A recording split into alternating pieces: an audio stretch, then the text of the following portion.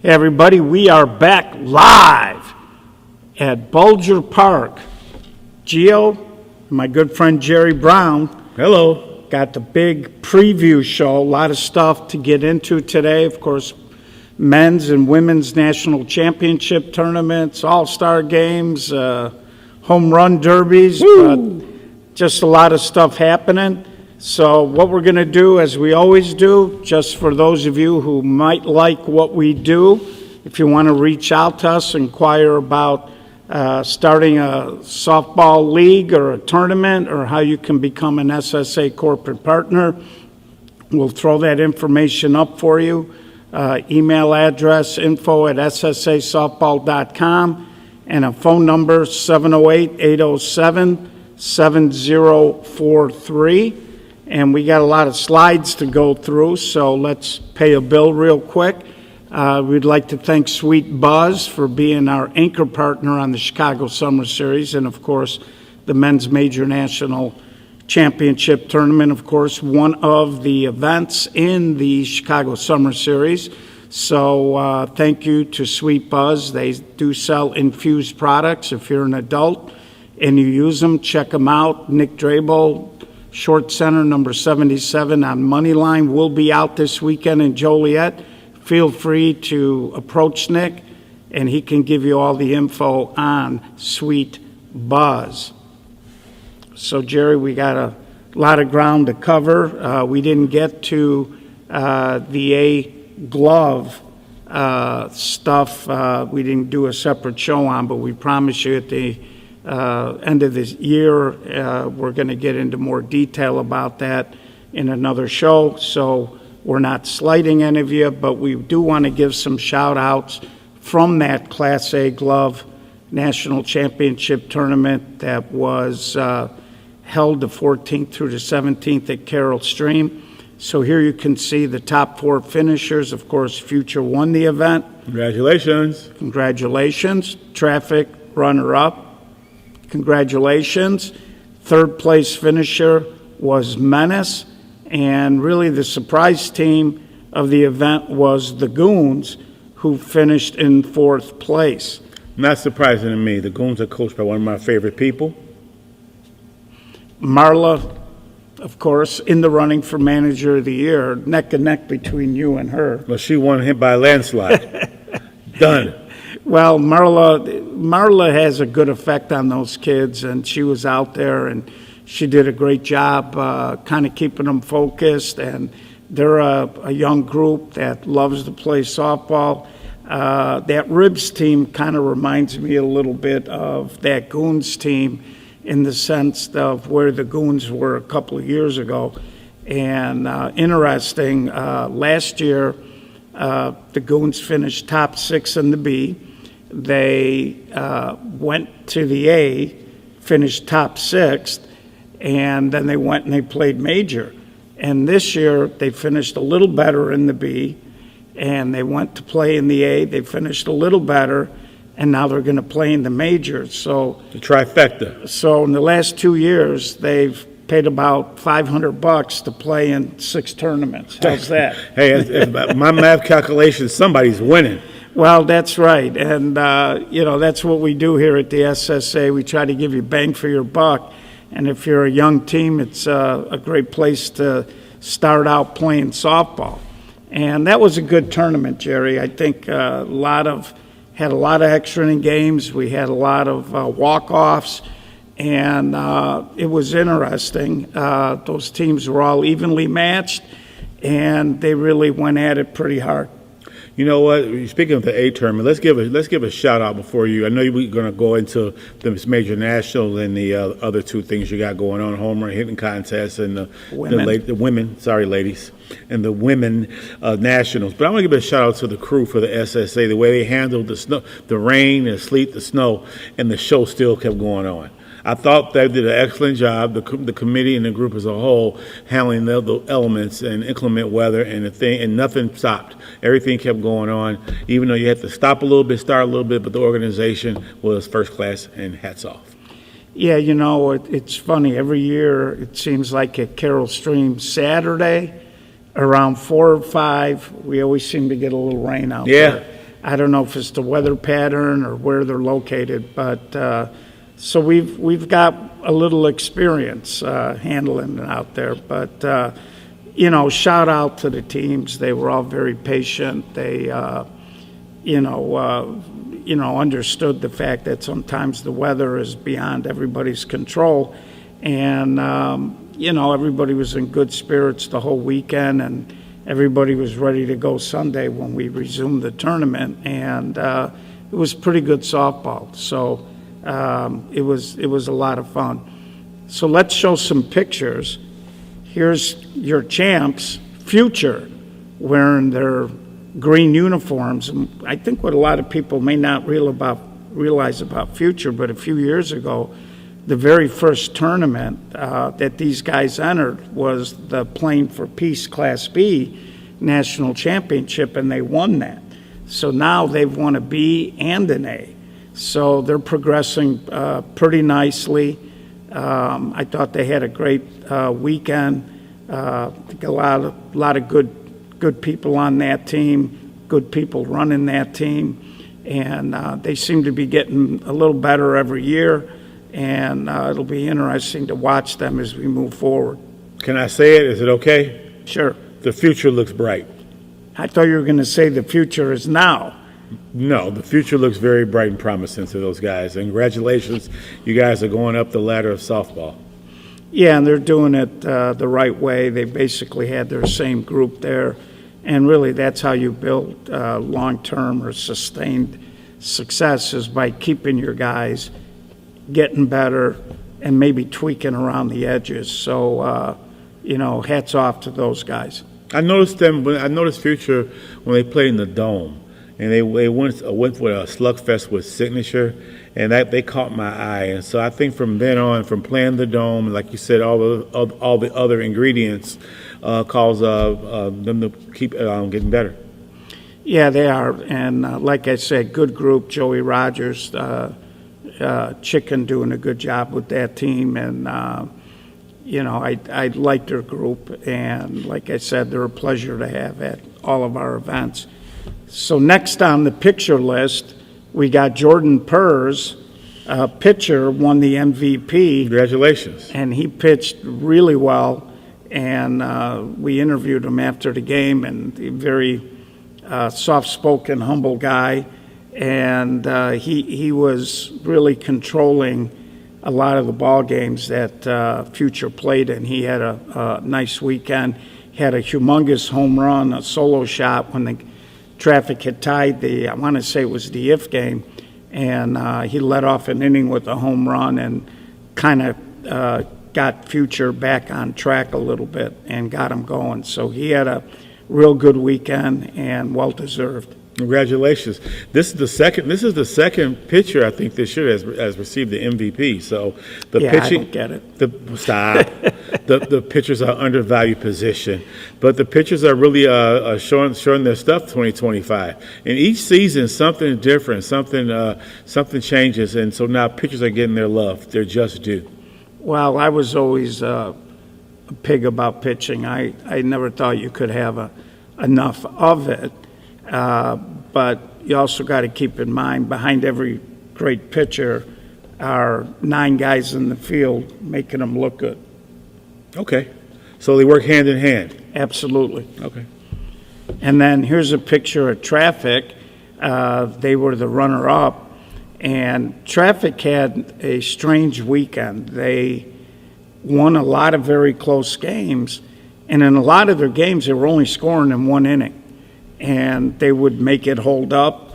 A couple of games they scored late to kind of steal a win when it looked like they might lose the ball game. And we interviewed Nicky Gatta after the championship game, and he was proud of his guys. They were missing a few people, so they were kind of piecing it together. The kid playing shortstop for him was really their left fielder. He filled in very well. Their defense was pretty good. They had a couple of mistakes in the first championship game and the if game defensively, but they really hung in there. And I tell you, if they get just a little more thump in the middle of the lineup, Nicky's got a lot of good-looking younger players that have really been getting better the last couple of years. The Traffic has been around a long time, and my favorite player is the pitcher. His name is Jerry. My name is Jerry. He wears 48. I wear 48. He's good looking. Well, you know what I am. I'm good looking. So that's my favorite player from Traffic. And good luck, guys, and keep going. Next year you won't be running up. Next year you'll win it all. And of course, you're both older than the dirt. That's okay. Like fine wine. Fine wine. And then we get to Menace, who finished third. And, Menace, they struggled a little bit during the year. They were playing better the last month and a half going in. And they had a real good run.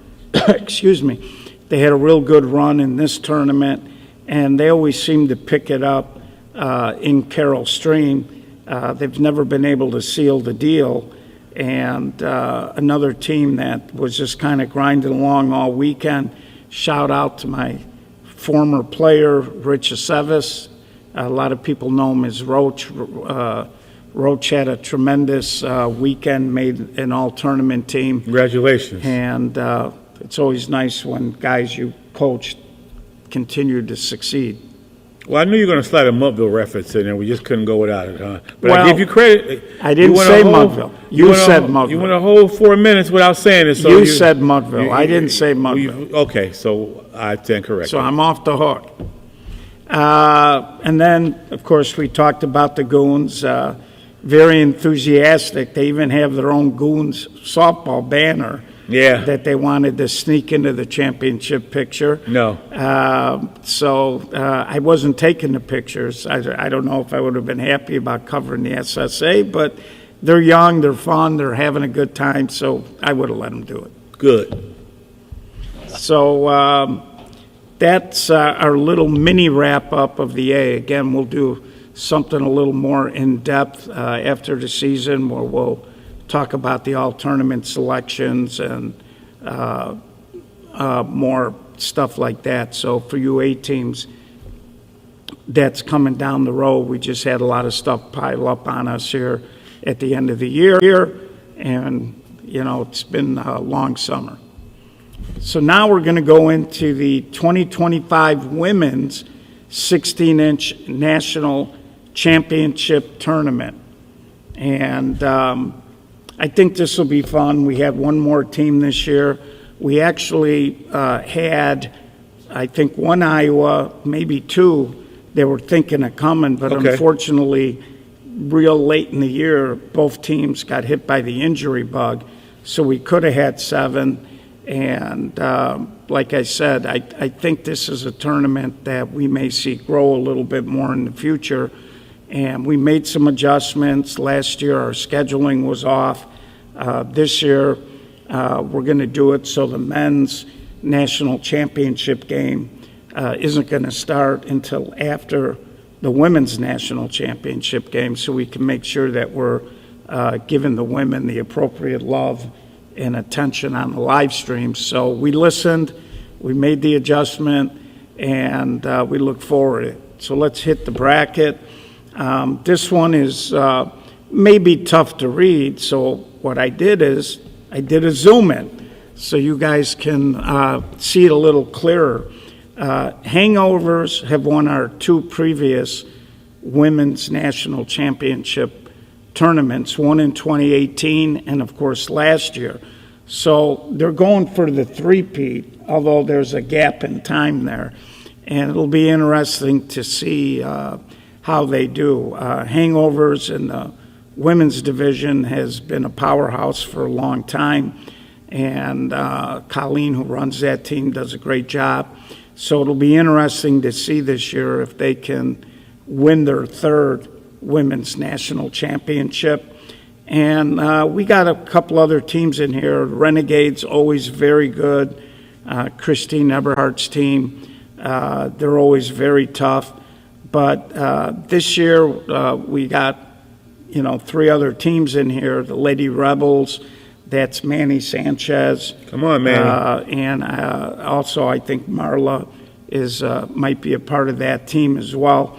So, which is the Bornheim sisters, and I know them very well from knowing their brother from back in the day. And then we got the Hit Crew, which I hear is also a very good competitive women's team. So we're starting this tournament a little bit earlier. Last year we started at noon. This year we're going to start at 10. And part of that was so that from a scheduling standpoint, we would be able to have more opportunity to stream a game earlier in the tournament and make sure that we had the championship and IF game live for everybody who's a women's 16-inch softball fan. So we made the adjustments. We'll show you the bracket one more time. And I think the championship game for the ladies is scheduled for 3 p.m. On Sunday. So hopefully we'll be running right on time, and we'll be able to show you the women's softball. And for any other 16-inch women's teams, check it out. Come out on Sunday, support your fellow women, and think about jumping in next year, as we may have an expanded field, maybe a couple out-of-state teams, and we're really excited about that. We're making an effort to, have Manny and maybe Marla come in to hopefully. So now we get to the men's 16-inch national championship tournament. Drum roll, please. So, Jerry, I think this is going to be a real good tournament, and I think that everybody seems to be excited about it, and I think that, we'll see if Rosmondo repeats, but we'll throw the bracket up, and again, we're going to go each quarter bracket. We're going to blow this up so you guys can look at it. It is online on our Facebook page, and so we will be cutting to that. I personally think the lower half of the bracket is a little bit more loaded up than the top half of the bracket. So I think whoever comes out of that lower half of the bracket will have really earned it. Wow. So here we go. We're going to get to the upper quarter of the bracket. And it starts out at the top here. We got Flashback playing BTA Friday night at 8 p.m. Okay. And the winner of that will feed into the Fat Kids. And then on the bottom portion of that bracket, we got Goons and Impact Saturday at 10 a.m. And they will feed into Meatball City. So let's start at the bottom. You got Goons, Impact, and Meatball City. And you know what? That's a situation where any one of those three teams could make it to that 4:15 game on Saturday. I think that that little combination of games is going to be very competitive, and I think that that's going to be a little rough to predict. Meatball City's had an up and down year, terrific roster. We'll see who they get out. Like a lot of teams, Jerry, I think they have a little trouble with getting personnel out. Goons and Impact generally get their teams out, so it'll be very interesting to see. What's your thought on those three teams? Well, I get a little scary when you. I'm a visual learner. I like to see things visually. So if I was Impact or Meatball City, I would be very leery of Goons, and not because Marla's one of my favorite people, because I have nothing on them.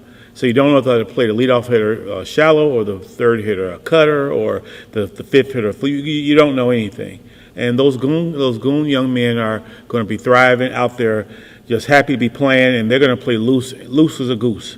So I won't make a prediction. I'll just give you what I think. So I would be very leery if I was Meatball City and I was Impact. I would not look past Goons, thinking you're going to play each other. Well, did I really write the fence well on that? You did. All right. But the thing I like about the Goons and Impact, and that's not to say Meatball City doesn't have what I like to call the high motor, But Goons and Impact, they got a lot of younger kids. So like you said, they're going to come out and they're just going to play hard. And, you know, when you look at Tommy LeVar, who runs Impact, he's a very, you know, into it kind of guy, and his team kind of shows that. And, you know, they got some good players on Impact, including a kid that I think people should maybe keep an eye on during the All-Star game, Cody Niedenbach. Oh, yeah, I heard about it. Okay. Tall, strong kid, shortstop. You know, I think his stock's rising in the game. He's doing what young kids should do. Every time I go to a weekend, one-day type tournament, he's out there, he's playing, and you can see his progress, you know, in leaps and bounds. And I think Cody's got a chance to be a real good one. Physically, he's strong, he's athletic, got a cannon, and I think he's somebody you want to maybe keep an eye on in that three-team grouping. Then to the top, you got a couple of old nemesis in Flashback and BTA, no secrets there. No. You know, both of these teams have won a national championship. And I think with BTA, they had a little bit of a setback with the injury that Little B suffered. You know, it'll be interesting to see who they picked up. Talking to some of their coaches, they were a little bit worried about their outfield and how do you replace a guy like Little B, who's one of the best, if not, you know, the best defensive left fielder in the game, and he was having a good offensive year too. He was really playing well this year. So we'll see what exactly they end up doing with that, but certainly a dangerous team. They got some team speed. They've been there. They've done it. And, of course, they got Wes Shannon. Who? I don't know him. Yeah. Okay. Well, Wes, one of the best players. He'll be in the All-Star game as well. So, you know, if you're Flashback, they've had a great year, even though it seems like they never get their full crew out. But all they seem to do is keep winning games and knocking on the door and, you know, being there late on Sunday.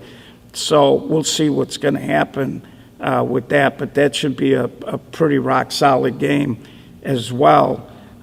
So it'll be interesting. And then when you talk about teams you got to be leery of, you know, you got the fat kids waiting over there. And, you know, they've had a good year. You know, they transitioned to major. The one thing about the fat kids is they've shown us in tournament ball they can put runs up.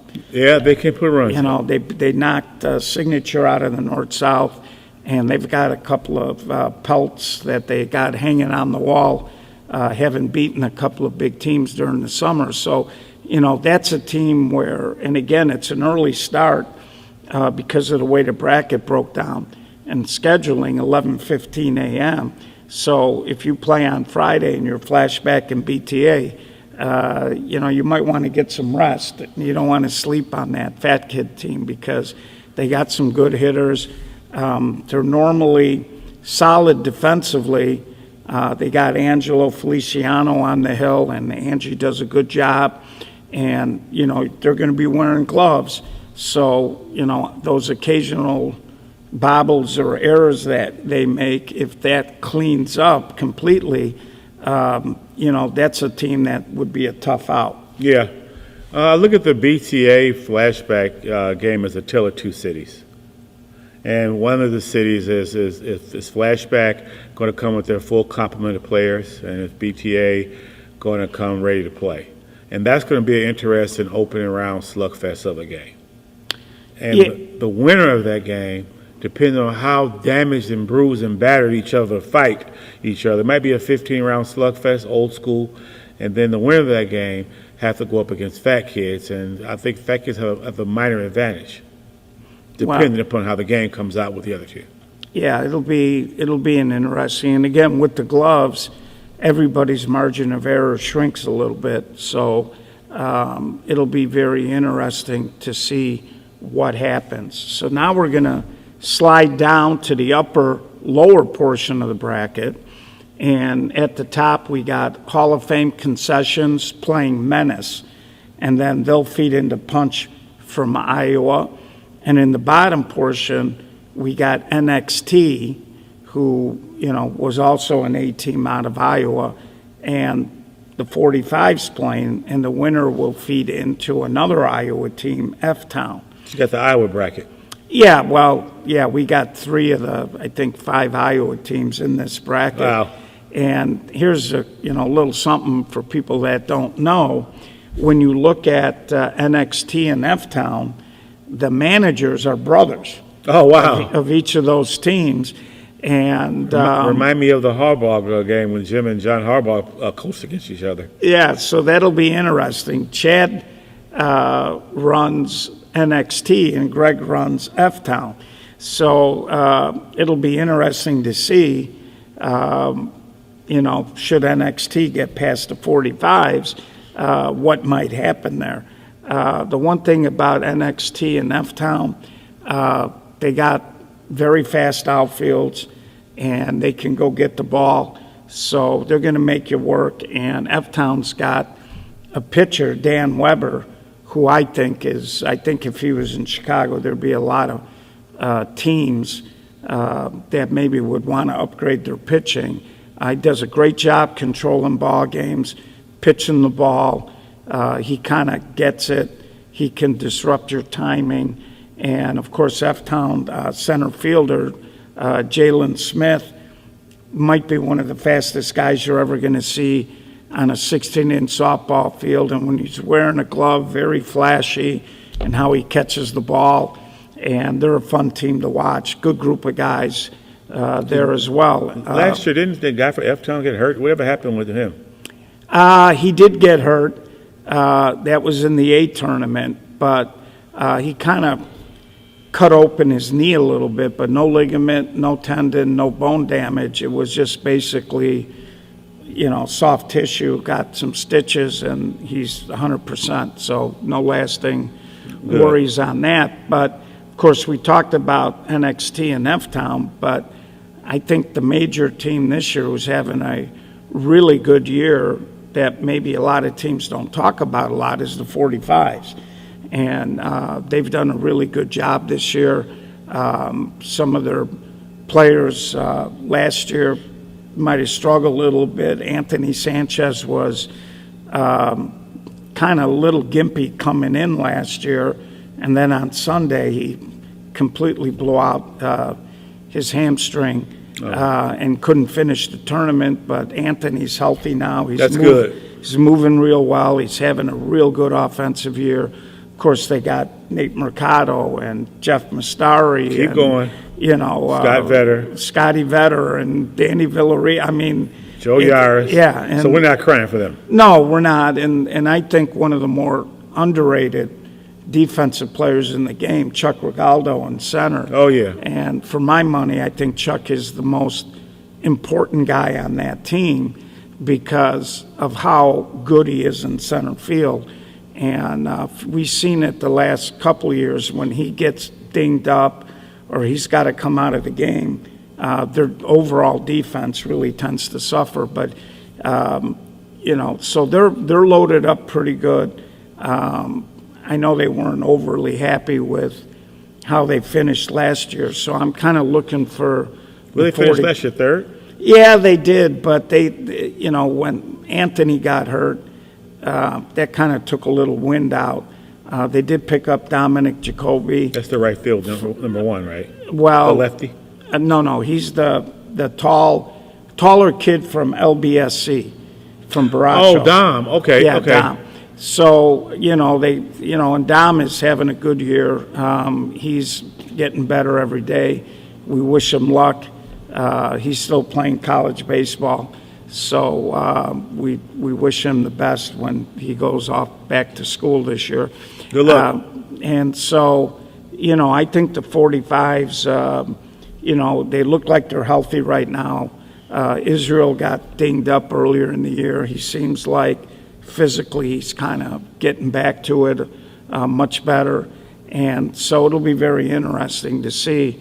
I think no slam on F-Town or NXT, but, I would expect the 45s will be playing Saturday at 4:15. You really went on a limb on that one. Well, let's not look, forget F-Town is not bad. No, F-Town isn't bad, but let's not forget you forgot the Swiss Army knife of Mike Marola. He plays everywhere. He does everything for that team. You're right. He's one of the unsung. He's what's right with softball. You ask him to play right field, he doesn't huff and puff. He hustles his butt to right. You ask him to pitch. You ask him to play short center. You ask him to play second base. You ask him to sell popcorn. You do whatever it takes for the team to win. So, Mike, good job. Great season. I'm watching. And I'll agree with you. Mike's a great kid, and I think this has been his best offensive year that I've ever seen him because, he used to be kind of a cut, push, slap type of guy, but I've seen him drive the ball this year. So now he's a power hitter. Yeah, and if he likes to walk around without his shirt on once in a while. The kid is ripped. Former wrestler, so you're right. And Mike is having just an absolutely fantastic year. So let's pop to the top. You got Hall of Fame concessions out of Iowa. Okay. Very good team. Great showing at the No Glove. Unfortunately, one of their kids got hurt, and he had surgery, and he's doing better, and hopefully he's going to be okay next year. But this is a team that when BTA won, they were in the national championship game that year. So we know they can play. They should have, aside from the injured player, I think it was Sam Rogers, they should have their full complement out. And when they do, they're always dangerous.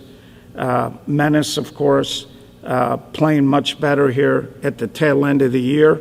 And, if you're Hall of Fame, I wouldn't sleep on Menace, but you would think that the Hall of Fame might be a little bit favored. And then you got Punch from Iowa, and they're coming in. They might be a little light this weekend. We're glad they made the trip to come in, and they got a couple of guys that I'm familiar with on that team. They won't be a pushover, but, I would think Hall of Fame might be the favorite to come out of this grouping. Well, you know what? The one thing, like you said, Punch is short on players. They probably have a little advantage, or they don't feel like overwhelmed, or they feel like they can compete. So I do agree. Unfortunately, I do agree with you that maybe Hall of Fame should probably come out that part of the bracket, and I'll call it the Iowa bracket. And so I will agree with you on that one. It pains me. You realize we're maluking all of these teams, right? Well, hey, it just so happens. So now let's go to the upper portion, and here's where it's going to get interesting. We got Signature playing Rismondo. Okay. And the winner feeds into Moneyline. Okay. And then on the bottom part of that bracket, we got High Y versus March feeding into Traffic. So, of course, everybody's talking about Signature Rismondo and the fact that is a huge tilt for a first-round game. You got the defending major national champions playing Signature, who's won more SSA major national championships than any other team since we started in 2011. So that makes Sal the GOAT then. Yeah, but that makes Sal the GOAT. You can't argue. You can't argue with the success. Well, that guy has done with multiple players, different styles. Yeah, give him his credit. I know it pains you, but hey. No, it doesn't pain me. I don't got any skin in the game, but Flashback and the 45 are yapping at his heels. But anyways, when you look at Signature, I think they're having they're having a kind of an odd year. They came out of the gate on fire. They won the TOC, and then they kind of went flat for a little while. And now it seems like they got their mojo back, and they're starting to play almost like they were at the beginning of the year. And I think that this will be, this is, when you talk about big matchups, this is a big matchup because both of these teams are capable of winning a national championship, and one of them's going in the losers bracket Friday night. And that game will be live on the stream. I appreciate you letting me do that game. Ladies and gentlemen, you're going to get what you want. Jerry Brown will do the game, and Gio will be somewhere else selling popcorn. And if you believe that, I got a bridge I'd like to sell you. That bridge out in Pennsylvania that got run into. And then, of course, the winner, they got to turn around Saturday at 11:15. Of course, the winner, 11:15, and they got to play money line. Now, heard money line doesn't, they're got guys maybe coming and going and, what have you. But thing about money line is when they got the bulk of their crew out, they're capable of scoring runs, and they score them in bunches. And so that'll be a very, interesting ball game. Again, Matty Dozen running money line, been around a little bit. And so that's, that's a trap game. That's a game where if you're Signature and Rismondo, you're already thinking about 415. You just had a big win, and now all of a sudden you play a dangerous money line team that might be thinking, hey, we got nothing to lose. And so that's always, as a manager, you're always worried. And I know when I had, hate to say it, Mudville, that's when I wanted to play the big dog. I wanted to play him the second game of the tournament, because the first game, everybody's jacked up playing 100 miles an hour. And the second game is when they start thinking about that later primetime type ball game. Mondo, they were all business last year. They're going to be tough. I think that group probably isn't looking past anybody. And certainly not 16-inch teams they haven't played before. Right. I was at Rismondo. I saw a couple of games last year, and they really conduct themselves professionally. Yes. If I could say, if that's one outside the hitting and everybody wearing the same uniform, everybody dressed appropriately, everybody conduct themselves well, wink, wink, Chicago teams, Rismondo really conduct themselves professionally. However, I would not count Moneyline out, because if Patty, the Godfather Caputo, has anything up his sleeve, you never know what he has up his sleeve if he has to play Signature or Rismondo. Yeah, well, I agree. I think Patty's one of the best of all time as far as managers go, and he's won with all kinds of teams. And I think a lot of times, everybody knows Patty, but they don't necessarily give him a credit. No, not enough for what he's accomplished throughout his history. So we'll pop back to the bracket. Let's get rolling. And we get down to High Y versus March at 6:45 on Friday. That'll be I'm going to watch that game. Well, Will Russ is going to be on the mic. Wait. He's gonna live stream that ball game. I got word today, and so I got fired again on my day off. Yeah, you did. Okay, moving on. We went with younger and better looking. I don't know what to tell you. I got a face for radio. Yeah, me too, but yet here we are. Yeah. It's good to be the king. And then, of course, the winner gets Traffic. And, Traffic is going to show up. They're going to compete, I don't know if Traffic has enough offense to compete with either March or High Y. And, March and High Y, that'll be an interesting game as well. That might be the second best game of that day, my opinion, from a pure fans' perspective, because High Y might get on a run like they did 2 years ago and won a major national, and then March is really good, and I really have to start watching March, and I have to quote you, they're sneaky good. So that's going to be a really good game. That's going to be the second best game to watch that day, my opinion. Well, I think there's a few good games, Signature, Rismondo, BTA, that's Flash, number one. High Y, March, these are all going to be, good ball games. So that's why, folks, good ball games. So when I say pack the park, Friday's a great day to come out if you want to see great softball. We're going to have a lot of good games, and also the All-Star game.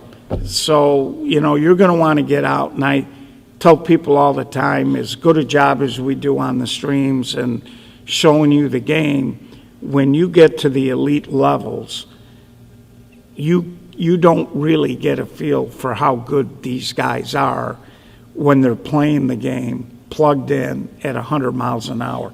I think that a lot of people, if you watch the stream and then you come out, you're amazed. Like Rismondo, they hit some balls really hard last year, and when you're in person and you see it, and you're like, holy cow. Whereas on the live stream, it just looks like a regular line drive. So if you can, make it out there. There'll be concessions. It's a comfortable park, great concession stand. So it's going to be a great night. My All-Star prediction, if I can make an All-Star prediction. Well, we're going to get to the All-Star. Okay, I'm excited. You got me excited about talking about the All-Star game. I'm ready to rock and roll, man. Okay, we're going to get there next. So here we are, the lower bracket, and we got Farrell's Future at Saturday at 10 a.m., and they're going to square off against Chicago Dynasty. The winner gets Chicago Dynasty at 12:30.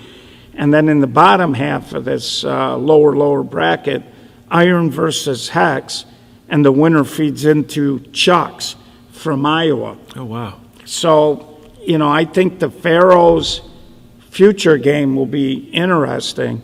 Pharaohs have been having just a wonderful year. Monster year. Their tournament play's been much better than their league play, but they seem to get it done during the tournaments, and they've been playing great defense, no glove, and now they're going to put the gloves on. So when you can catch the ball, go get the ball with the mid on, it could make it very hard on a lot of teams to score runs. And, they beat Chucks 3-2 in the North-South. They lost to Chucks 3-1.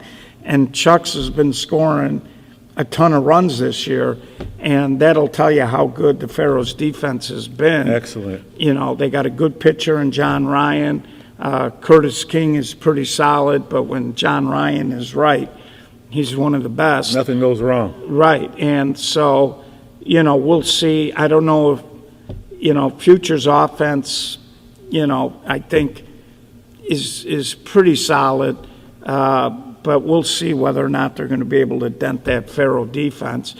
And then Chicago Dynasty, they're playing better than they did last year. They got a big acquisition for the major tournament. One of their ads was Michelangelo from Circus, and of course Mike was a long-time Dynasty guy before he left them, so he's kind of going back home in a sense, and that's going to help Dynasty. They're picking up a good defender and a good offensive player.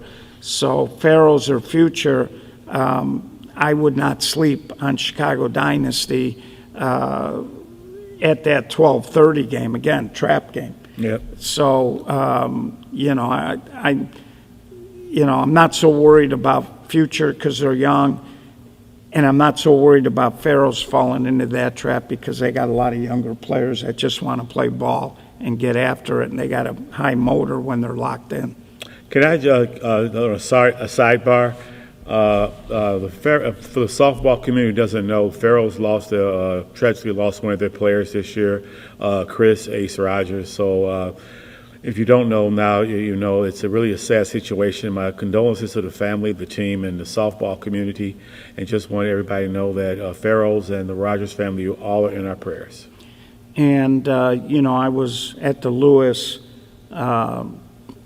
Bud Blanchard thing over the weekend. And for those of you who were expecting to see a championship game, unfortunately they fell behind, and West Side Outlaws were supposed to play the Bow Assassins, and unfortunately the West Side had one injury. Guy broke his ankle. 2 guys had to go to work because the championship game was about 2 hours behind. and T-Rex had to take his daughter to an emergent care center, so they had a forfeit. But they did a wonderful, wonderful ceremony. I haven't had time to clip it yet, but I'm going to clip it and make sure that the Black Softball Hall of Fame gets a copy of it for when they do their dinner. I'm sure they want to show it. And they did a balloon release, and I mean, it was First class. Oh, it was just a beautiful little ceremony. And Chris was, we talk all the time about Chris being the Energizer Bunny and his energy and, the things that he did. And it's just tragic. He had kids and had an epilepsy attack and, ended up kind of drowning in a shower. And it's just a very sad story. So, and that's another thing, the Pharaohs, you can't discount that emotion, and I'm sure they're going to want to come out and play in Chris's memory.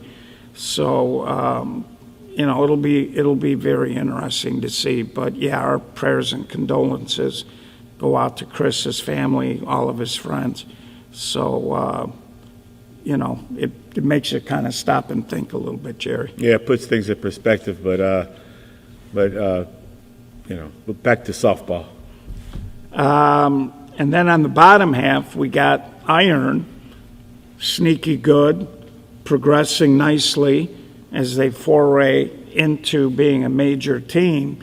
And they got a couple of kids having really good years, Tyler Atkins and, of course, Billy Quirk, who's a stone-cold hitter. And You like saying that name. I do. You like saying that name. Half the time I call him Jamie Quirk. After the pitcher? The old Kansas City Royal player. He wasn't a pitcher. I think he was an outfielder. Okay. But anyways, so Iron, going to be solid. Those kids are all baseball players, so putting the glove on isn't going to bother them at all. And, of course, we got Hex, and Hex was having a great year. They lost Mike Oliver to a knee injury. Yeah, sorry about that. And that has hurt him a little bit because I think, when you lose your center fielder, it's always going to slow you down a little bit. And, they got a kid named Brandon Bartleman, young kid. He can go get it, still learning how to hit, who's been kind of filling in. Pretty good pitcher over there, too, I think. Sloan? Yeah, Brian Sloan. Brian's come along. And so, I don't know if, I think everybody would think Hex is a favorite, but I'm not so sure. I think that that's going to be a very close competitive game. If I had to lean one way or the other, I might lean a little bit toward Hex, but I wouldn't be all that confident about it. I'm going to take Iron. I want to take Iron because I want to take that youth. I want to take that speed. And like you said, they're so comfortable with the mitts, it'll just be another added weapon. So I'll take Iron to come out that little part of the bracket. And then, of course, the winner's going to play Chucks. Chucks had a real good run, just missed, finishing in the top 4 at the No Glove. But for that team, it's probably going to come down to whether they're swinging the bats. They're more than capable of catching the ball. Big acquisition for them this year was Levi Usher, who's playing center field for them. Big, strong, left-handed hitting outfielder. Cannon, gets to a lot of balls, hits the ball hard. And I know I was talking to Brady Fisher earlier in the year, who plays left field, and Brady was telling me, man, you got to see this Levi Usher. I guess he just finished up playing professional baseball. And, that kid is a beast. So, he's good enough that they take Jared Carlson, who's been their center fielder, and they're kind of playing him in right field now.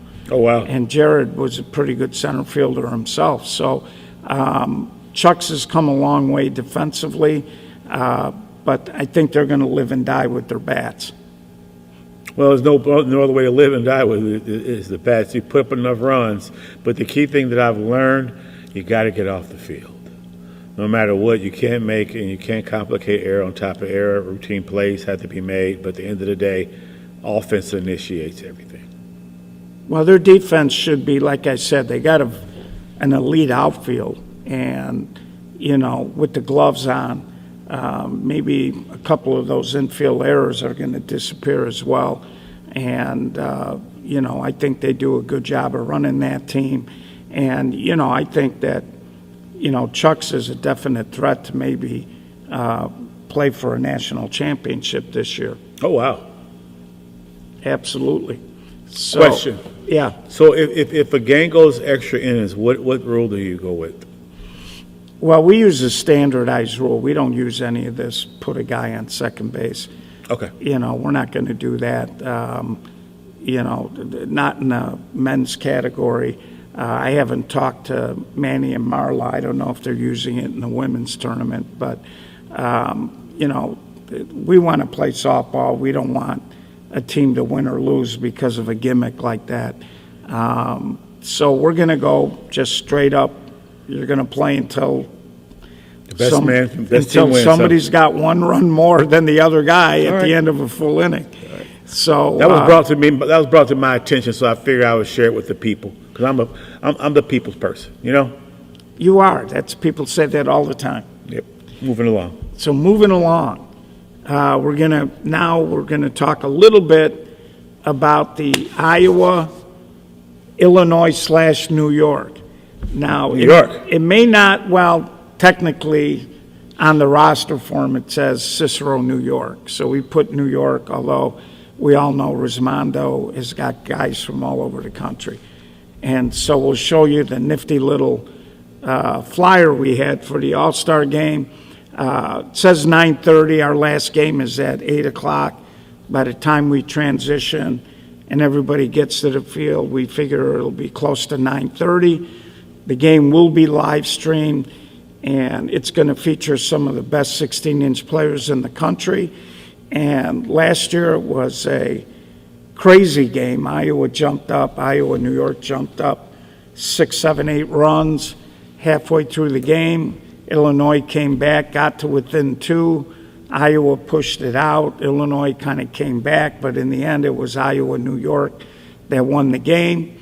And this year, Jeff Hernandez is the lead manager. He put his staff together. They picked a team. So any of you coaches or players that are disappointed, the SSA did not pick the teams.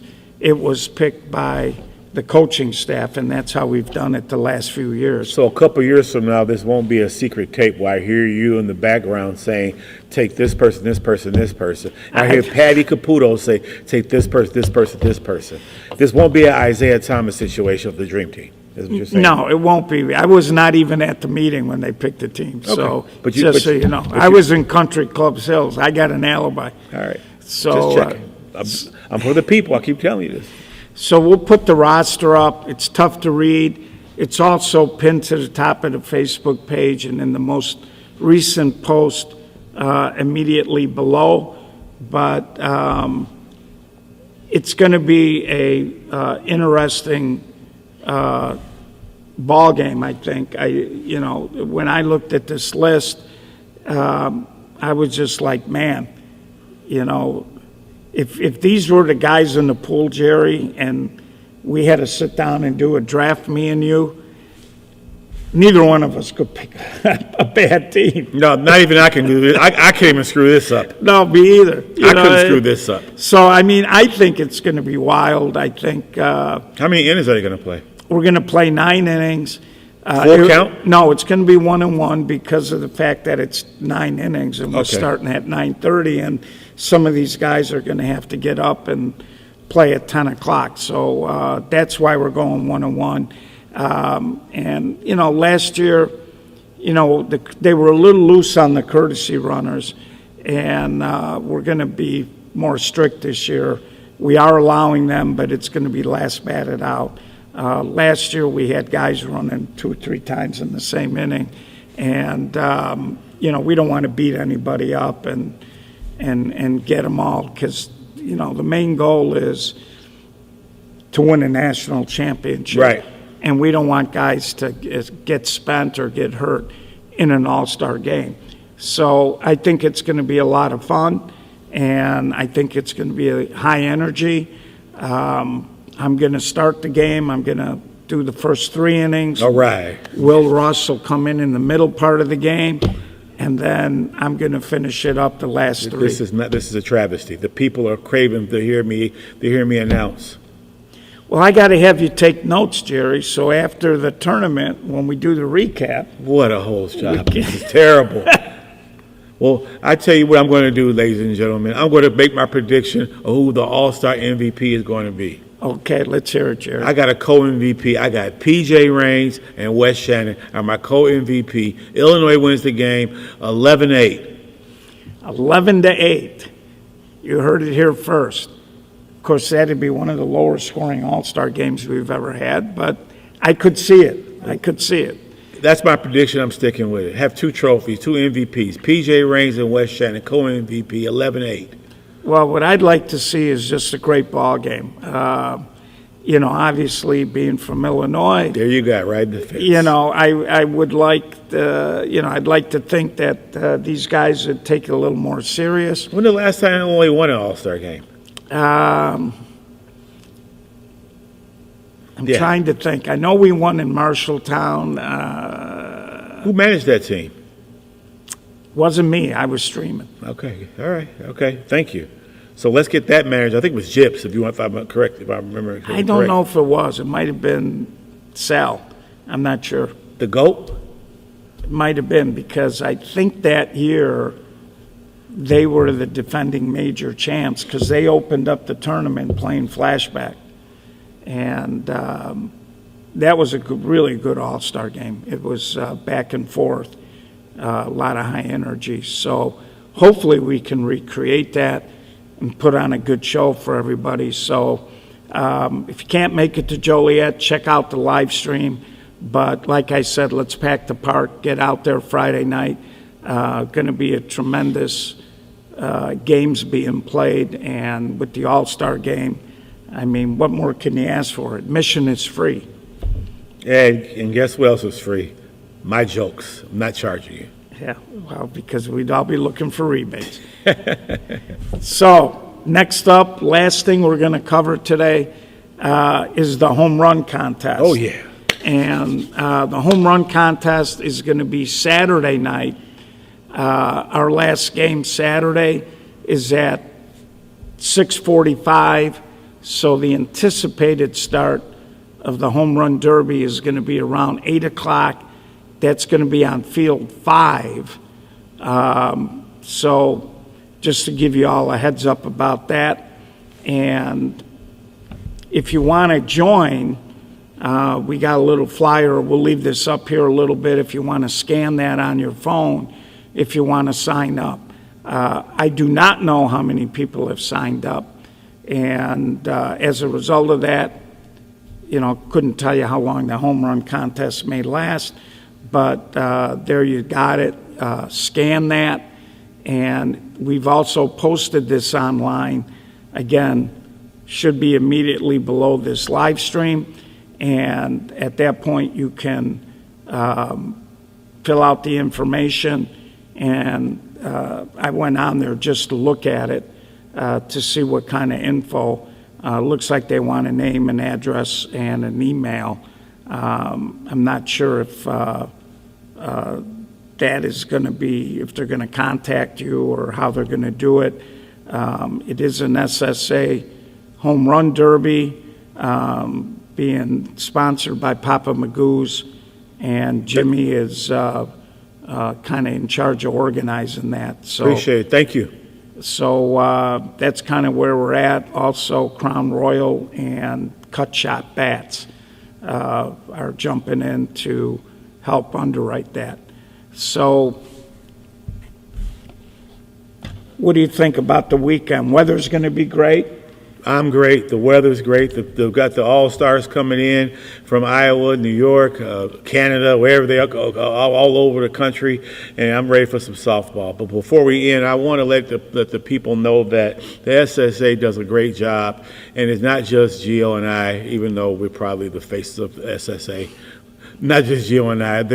We have a committee of 16, 17 people. And I'm going to go through a list of people just so you guys know that these guys do tireless work, and they hours hanging banners, getting sponsors, go and get scoreboards, scorebooks, plaques, order uniforms, hats.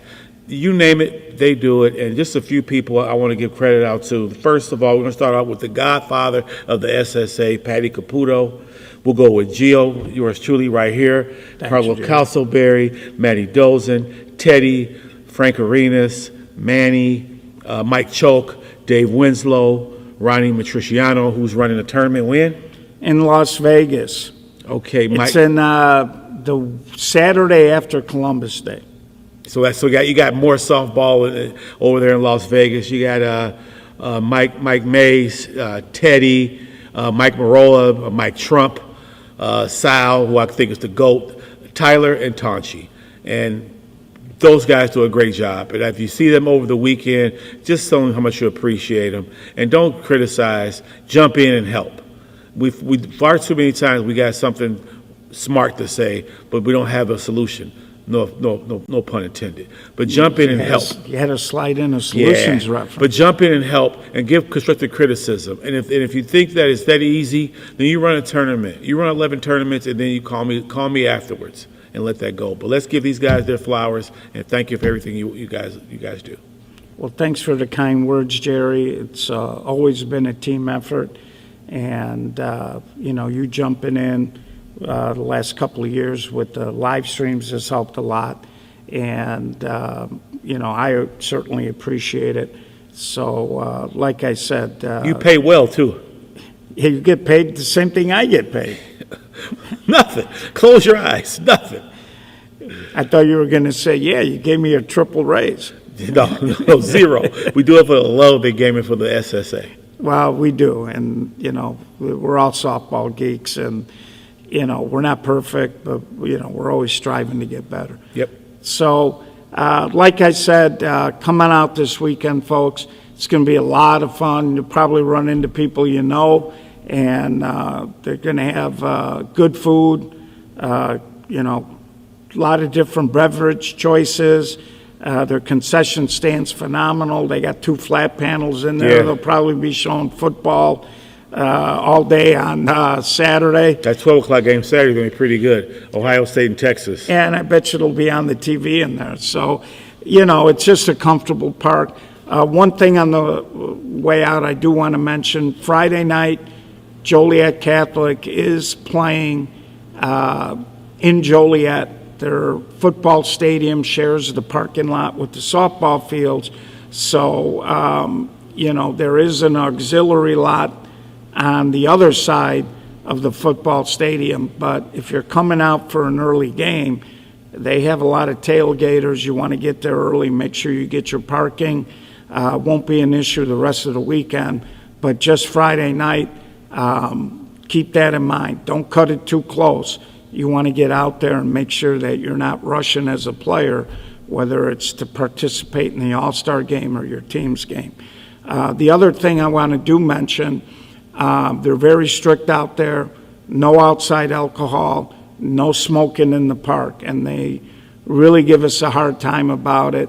So let's respect those rules. Let's not get into a situation where the park district might turn around and tell us they don't want us to come back, or they tell us, they're going to cancel the tournament on us. So again, not our rules, the tournament rules, and the facility rules, I should say. And there's also a possibility that they might have Joliet PD or some undercover off-duty officers walking through the complex periodically. So please keep that in mind. If you need to smoke, you can do it in the parking lot. And just keep that in mind so we don't have any issues. So on the way out, again, I'd like to thank Sweet Buzz for jumping in to help make the Chicago Summer Series a reality. Again, they sell infused products. If you use them, check them out. Nick Drabel from Moneyline, co-owner of that company. Please use them responsibly. And we'll click to the next slide. Again, if you want to inquire about starting a softball league, a tournament, or how you can become a corporate partner to help 16-inch softball continue to grow, reach out to us at info@ssasoftball.com and give us a call at 708-807-7043. So, Jerry, any parting words or knowledge? No knowledge, but one parting word. I forgot to mention the great George Bliss. So the great one with your red velvet shoes, thank you. Hey, I'm glad you mentioned George. George Bliss will be doing late night updates Friday, Saturday, and Sunday, just kind of running down what happened during the day, talking about whether or not there are any upsets, what's maybe coming up the next day.